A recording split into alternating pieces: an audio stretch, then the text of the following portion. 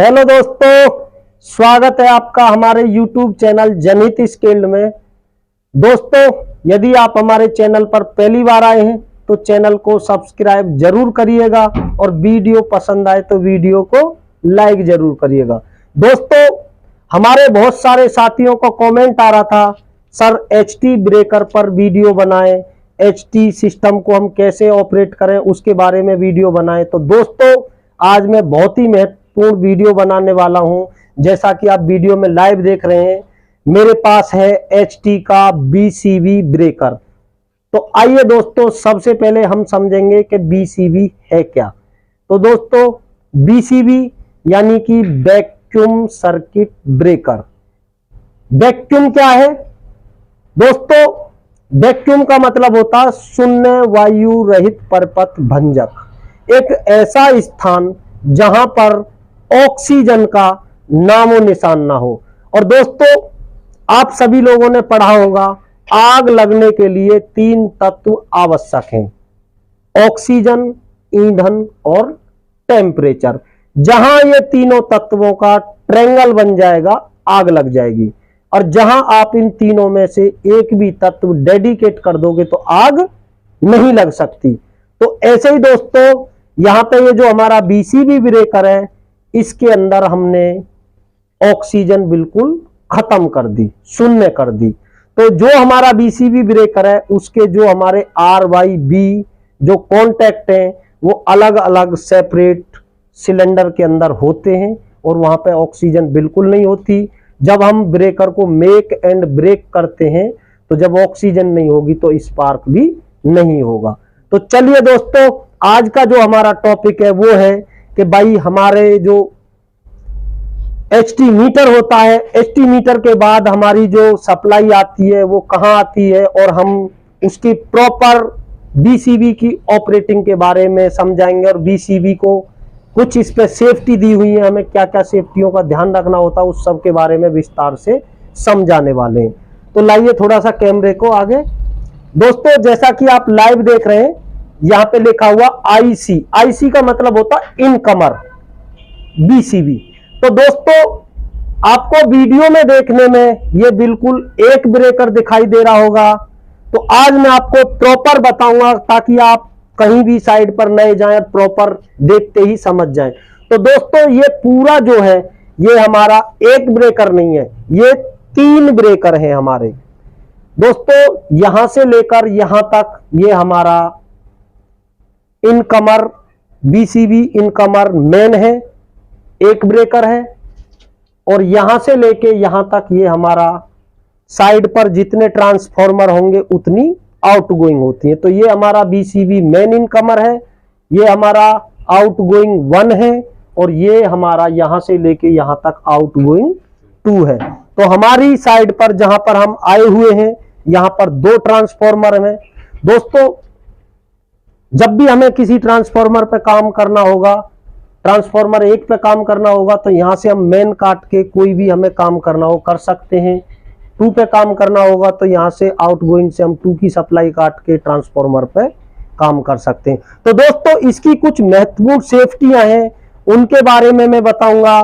और दोस्तों, इसको हम HT ब्रेकर को कैसे ऑन ऑफ ऑपरेट कैसे करते हैं, और एक एक चीज के बारे में, प्रॉपर ऑपरेटिंग के बारे में बताऊंगा। तो दोस्तों, जैसा कि आप लाइव देख रहे हैं, ये जो हमारा एक इंडिकेशन का लगा हुआ है BPI 1, यानी यहां से हमें L1 L2 L3 यहां से ये पता चलता है कि हमारे तीनों फेस प्रॉपर अवेलेबल हैं या नहीं है। ये हमारा एक तरह का इंडिकेटर है। और दोस्तों, अब हम ये कैसे पहचानेंगे कि ये हमारा BCB इनकमर ऑन है कि ऑफ है। तो दोस्तों, ये हमारा इस तरह से लाइन आई हुई है और यहां आके यहां पे हमारी ये खाली जगह है। थोड़ा कैमरे को आगे लाइए। तो दोस्तों, ये जो हमारी लाइन रेड कलर की लाइन इसकी सीध में है, इसका मतलब ये ब्रेकर हमारा चालू है, प्रॉपर ऑन है। तो आइए दोस्तों, ये है हमारा, आपने ACB MCCB देखी होंगी, उनमें हैंडल होता ऑन ऑफ करने के लिए। बट दोस्तों एचटी ब्रेकर के लिए चाहे आपका बीसीबी हो चाहे SF6 हो, इस टाइप के हैंडल होते हैं। तो दोस्तों आप हैंडल में देख रहे हैं ये स्लाइड बना हुआ है, हमें इस तरह से, थोड़ा आगे दिखाइए, आप देख सकते हैं इसमें ये इस तरह से एक आपको रॉड दिखाई दे रही होगी, ये हमारा हैंडल है, इसको हमें इस तरह से इसमें लगाना होता है। तो दोस्तों अभी ये हमारा 11,000 सप्लाई आई हुई है और इनकमर चालू है, तो अभी हम इसे ऑन ऑफ करके नहीं दिखाएंगे, बट हम प्रॉपर समझाएंगे कि कैसे ऑन ऑफ करते हैं। तो इस तरह से हमें ये हैंडल लगाना होगा और जैसे ही हम इसे इधर की तरफ मूवमेंट करेंगे लगा के, तो हमारा बीसीबी इनकमर ट्रिप हो जाएगा। और हम इसे लगा के ऐसे, और जैसे ही इधर क्लॉकवाइज मूवमेंट करेंगे तो ब्रेकर हमारा ऑन हो जाएगा। तो ये तो हो गया ऑन ऑफ का प्रोसीजर। और दोस्तों सपोज दैट हमने इसको ऑन ऑफ कर दिया और हमें आगे कोई काम करना है, तो इसकी जो महत्वपूर्ण सेफ्टी है उसके बारे में बताऊंगा। तो दोस्तों जो हमारी एचटी जो सप्लाई होती है उस पे हमें कभी भी डायरेक्टली, यहां से हमने सप्लाई काट दी, काटने के बाद भी डायरेक्ट किसी भी पॉइंट को टच नहीं करना चाहिए, क्योंकि इसमें कुछ हमारे हवाई करंट रह जाते हैं। तो उसके लिए दोस्तों जैसा कि आप लाइव देख रहे हैं, ये इस तरह से ब्रेकर हमारा चालू है, हमने इसे ऑफ कर दिया, फिर भी हमें कहीं भी इसके हाथ टच नहीं करना किसी भी कॉन्टेक्ट पे। तो दोस्तों होता क्या, इस तरह से ये हमारी लाइन गई हुई है, जैसा कि आप लाइव देख रहे हैं, ये हमारा अर्थिंग का सिंबल है। हमें ब्रेकर को ऑफ करने के बाद भी इस हैंडल को, जैसा कि आप ये एक शटर टाइप का देख रहे हैं, तो दोस्तों ये जो हमारा अर्थिंग का जहां पे हैंडल लगाने का ऑप्शन है, यहां पे थोड़ा आगे दिखाइए, ये देखो एक पत्ती दिखाई दे रही है। तो दोस्तों अभी हम इस हैंडल को यहां पे लगाएंगे तो ये हैंडल हमारा नहीं लग पाएगा। तो दोस्तों ये जो हमारा लॉक है, इस लॉक को हमें ऊपर की तरफ पुश करना होगा, और जैसे ही हम इसको ऊपर की तरफ पुश करेंगे ये पत्ती हमारी पीछे की तरफ हट जाएगी, और फिर हम आसानी से यहां इस हैंडल को लगा के, और जैसे ही इसको हम ग्राउंडिंग ऑन करेंगे, तो अभी आप लाइव देख सकते हैं, इधर दिखाइए, ये अभी हमारा जो रेड कलर का एरो ऐसे दिखाई दे रहा, क्योंकि ब्रेकर हमारा चालू है इसलिए हमने ग्राउंड नहीं कर रखा। और सेफ्टी पर्पज से जब हम इसे कोई वर्क करना होगा तो इसको जब हम ऑन कर देंगे अर्थिंग को, तो ये सिंबल हमारा लाइन की सीध में आ जाएगा।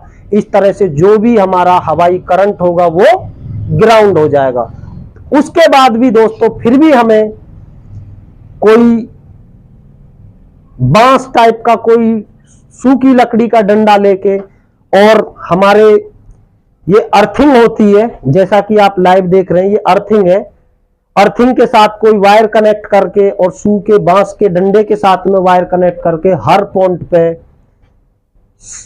टच करना होगा, ताकि उसके बाद भी कोई हवाई करंट हो तो वो सेफ्टी पर्पज से हमें कोई नुकसान ना हो, वो खत्म हो जाए, ग्राउंड हो जाए। तो इस तरह से दोस्तों ये हो गया मेन इनकमर का प्रोसीजर।